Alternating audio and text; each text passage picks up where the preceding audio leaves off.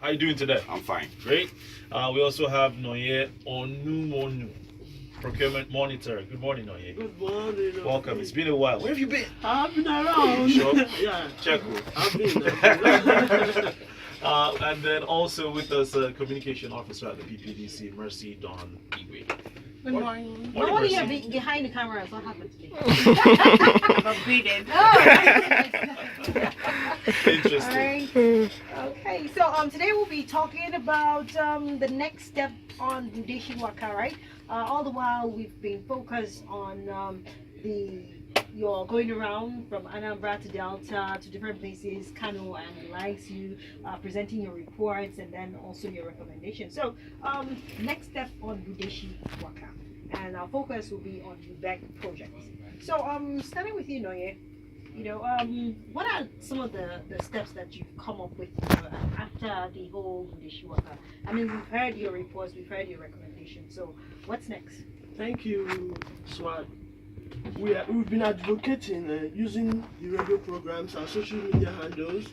We've written letters to our stakeholders like the UBEC. We shared our findings with UBEC and National Primary Healthcare Development Agency.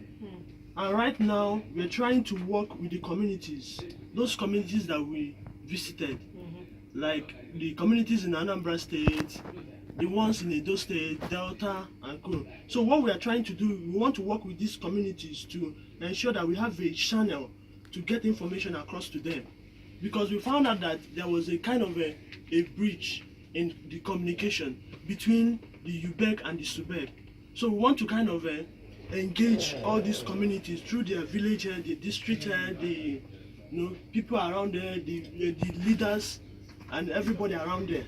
Another thing we are trying to do, we also want to engage the CSOs in those communities, people that are into procurement monitoring, people that have the same vision with us, so that they can help us to get to the grassroots. That's what we are planning right now. Okay, great plan, I must say. But how do you, are there modalities, are there structures on ground that you guys intend to achieve that? Let me come to you, Sam. Yeah, because the steps you just mentioned, they are not just our steps, but they all emanated from the recommendations we got out of Budeshiwaka. So keeping the advocacy alive is key to us. We have to continue our radio show in Abuja, and we've established contacts all over the states we visited, so they can translate such information in their own local languages as well. So, and by next week, because the letters will still fly, we will start flying to relevant stakeholders like National Assembly, state school principals, community leaders, and all that. So we also want to work with the communities as well, because during the Budeshiwaka, they were like, each time we want to visit their community for monitoring, though we have the information for standby, we should also carry them along, like they should follow us to those places so they can explain things better. And in the course of asking questions, they'll be able to understand more. So we want to establish that as well, and we started making contacts to them also on that. So she talked about engaging CSOs in those states. I think it's equally vital, though they may not have the data as much as we do, but I think carry them along as well is fine. We are not leaving it entirely to them. We can inform them on what's going on. We always refer them to Budeshi, because that's what is informing us as well too. So as they're looking at Budeshi and they're getting information from there, they're asking questions, we're giving them more details about the information. They can be doing the research and the monitoring by themselves, pending when we arrive there to make a conclusive report on the legal situation. So that's it.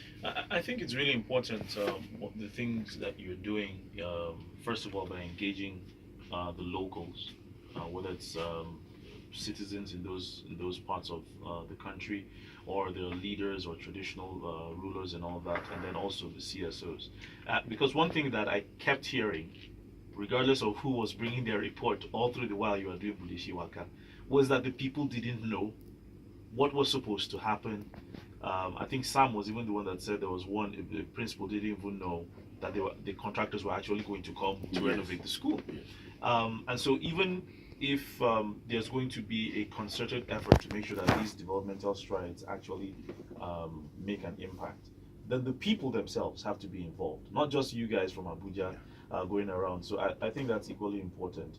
and hopefully things get better as we have locals agitating and insisting that this data actually finds its way into policy. It's very important because I don't think we can do it all by ourselves. We need them to come on board as well, because even while we are in their states, there are different communities and government.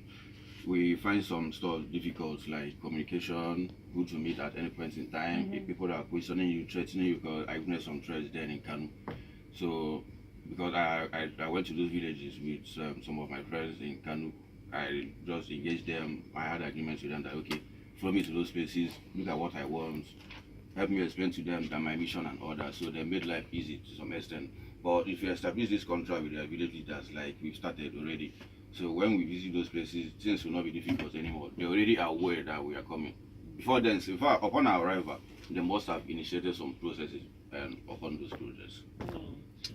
Okay, so I think, you know, like Ofi rightly noted, the communication gap in terms of flow of information from authority down to the locals and needs assessment. Well, we see the gap being closed if this is closely followed, right? Right? Okay. Yeah, it will be good, pretty much. Okay, so well, focus on the UBEC projects. I don't know. Besides this, is there any other, you know, method, any other thing you guys want to highlight on, you know, in terms of the next step? Because basically, yeah, you've mentioned all the steps you want to see. Any other area too you want to touch? Yeah, it's still on Budeshi platform itself, because Budeshi is what that informs our waka, whichever we want to do it. We don't just do it. We get information from UBEC. We analyze those data because it has to be machine readable. Upload them on Budeshi so everybody can play with it at any point in time. So we urge the public to go on this platform as well. Look at what is going on. If you can't do it, ask us questions. We have various ways you can reach us. We can come to your aid. We can just help you, advise you on how to go about it. Budeshi is very, very important if you want to get these things done very well. And also, I will urge all the citizens to stand up and put more effort in asking about the state of their projects. We can't just leave everything, and people, all these large monies that are being, you know, disbursed for these projects, they are all wasting. So what we want, everybody should stand up, ask about the projects in your communities, ask questions. If you have questions, you can still talk to us. Before we close, we are going to drop our handles. You can still ask us questions on how to go about it. So let's begin to ask. Let's fix it. Let's, like we always say in my office, open it to fix it, Budeshi. Let's open it and fix it. Let's talk about it. Let's ask questions. We have people that are handling this money. Are we asking them? Are they accountable? There should be transparency in everything. There should be openness. And I believe if we do all these things, our contract will go a long way and we achieve whatever goal we are hoping for. Going to budeshi.ng, which is your website, budeshi.ng. I'm pulling up the data you have on the Universal Basic Education Commission, UBEC. I mean, it just shows a really quick picture of all the work you guys have done. So first of all, it says there's been a total of 575 projects, and the average amount of these projects is 31.8 million naira. So much money. That's a lot of money. Yes. So much money. And then the highest amount of the projects executed by UBEC is 249.1 million naira. And lots of times we say, well, there's no money. Well, this looks like a lot of money. Looks like a lot it's of too money. much of money to allow to just go down the drain without proper accountability and transparency in the way it's actually carried or disbursed, you know, in terms of the projects and so on and so forth. Yeah, lots and lots. But anyway, you said another thing that you guys want to do with this information is to give feedback to actually the ministries, departments, and agencies. You want to give UBEC and the MPHCDA. What are you hoping they do with this data when you give it back to the governmental agencies? We always expect them to step up their game, because they can't just sit and pretend that nothing is going wrong anywhere. Like, they stop assuming that everything is fine. Things are not fine. they need to establish this relationship with their own community. So they are representing some people. They left some communities. If the government to be in Abuja, fine. Those people are expecting something from them, and I'm not sure they are getting those stuff. You can't just even if it's a conservation project, fine. How much did you supervise those projects? Is it just for political reasons? Because when the other guy was there, he didn't do anything, or he just dug a borehole. But now I don't want to send money for primary health care. Do you monitor the money? Is it beneficial? Is that what the community wants at a particular time? So I think they need to step up their game at this point. Interesting. And another thing, if I may add, when we visited Anambra State, some of the principals and the head teachers, they complained. They were like that these people, the money, they are doing us a favor. You understand? So we should tell them that this is our money. It's our money. They are not doing us any favor. They are doing us no favor. So it's our money. So they should be accountable for every kobo they spend.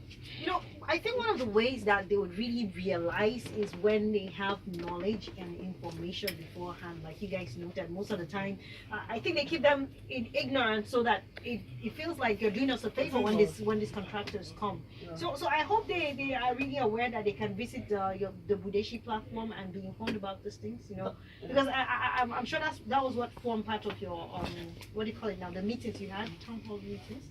They are aware of some of where they can get information? They are aware of it. Okay, interesting. And we'll keep advocating on that as well. Oh yes, indeed. Very, very important. All right. Come back to you, Sam. You guys talked about the fact that people really need to get on board and go to the Budeshi website and can you talk about other avenues that people can contact you, ways that they can get across to you in case they have their own concerns and reach out to you? They can reach out on Twitter and to our PP Monitor NG. They can reach out to our office phone 070-666-18896. They can equally visit budeshi.ng. So check out the project they want us to monitor. Our email ppdc@procurementmonitor.org. All right.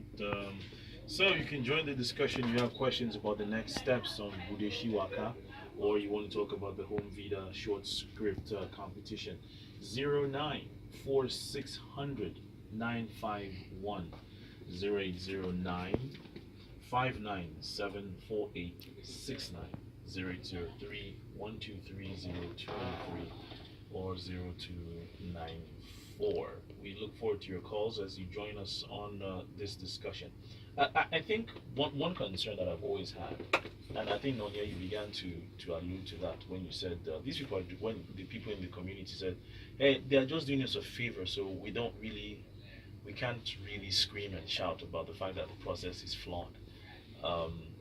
Many Nigerians feel, look, we can't stress ourselves.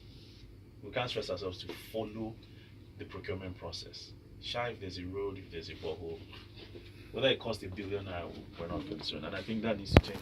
Yeah, we need to change our sense of reasoning. We need to change the way we do things. We need to change everything. That is why we are still advocating. That's why PPDC is on board to advocate for all these things. Oh, okay, sorry, we lost that call. Go on, you were on a line of thought.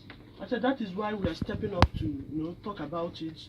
People need to be aware of everything happening in their society. They need to be aware of the projects. They need to step up. We can't just allow money to just waste. We can't just allow our project to just waste like that. They keep on, like you beg. When I traveled to Anambra, you beg. They kept on, they kept on constructing new buildings. We cannot just continue. We have to talk about how to staff the people doing the job. We have to talk about how to pay them. We have to talk about equipment. We have to talk about many things.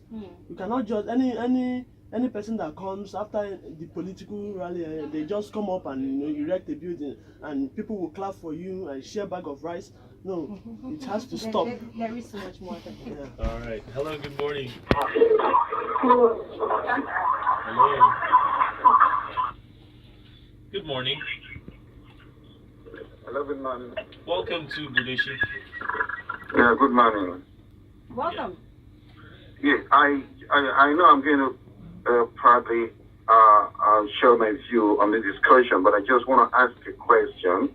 I'm glad that Fortune and SWAT doing a good work, but what does it lead to? Most you people, do you put, extend this to the government or to those concerned? That is my worry. What? Come again, please. Yeah, what I'm saying is that I've had series of discussions with your body. Of course, I know you are doing great for fortunes and SWAT. I'm aware of that. But what is actually the purpose of sometimes we make our view and discussion? You have a discussion say, or is it we put transmit this thing to the government to take action or to people's view? How do you put it in harness this view that will make an impact from the discussions? Are you talking about Budeshi itself? No, generally, I'm not talking about generally because I've been enjoying your program, SWAT program, and fortunately, but sometimes people want to talk, for you to say, no, we don't want hate speech, we don't want that, which is good and all of that. So how do we transmit this discussion to the relevant, body to take actions? Well, basically, almost every discussion we have about national issues, we always engage the relevant authorities, for one. Also, it's the press. They listen to broadcasts, and so they definitely know exactly what we are speaking about and what you are talking about. So Okay. I hope that answers your question. But specifically for Budeshi right now, PPDC, they have forwarded all these findings, all the data to the relevant authorities. So they do have a very good insight as to what we've been discussing here on the show. Okay, great. That is just good. I think just before I drop, I want to say that the advert on SWAT speech on these people taking Nigeria's money and everything, that is very clear. That's a very good capture that when people listen to it, they like to get themselves involved with Nigeria info. Please, my own view, and not on this issue, what is, as my House of Red just did yesterday, is... Sir, we're not talking about that right now. We have a focus for this belt. But thank you very much. All right, thank you. Have a great day. Hello. Hello, sir. Good morning. Good morning. Yeah, good morning, sir. My name is Ahmed Al-Hassan. Welcome, Ahmed. Yeah, you see, this Budeshiwaka, you see what you are saying. Sometimes it's lack of education in the communities, and I feel these our leaders deliberately have people of education so that they will not ask this type of questions. Something really happened that I was surprised. I decided to follow certain things in my own local government and something like that. At the end of the day, they went back and told the people that because they don't do anything there, it's the way they have this ghost work or something. They give them 5,000 naira every month because they just create certain things and give these people. They went back and told these people that I want to stop this 5,000 they are giving them. That is why I'm campaigning for all this type of things. This is why I want to go. The people are against me. So you see what sometimes and it's very sympathetic because they didn't know what the damage that thing is doing to their community. The 5,000 they give them is nothing compared to the project, the hospital, the schools, the board, the water they will get.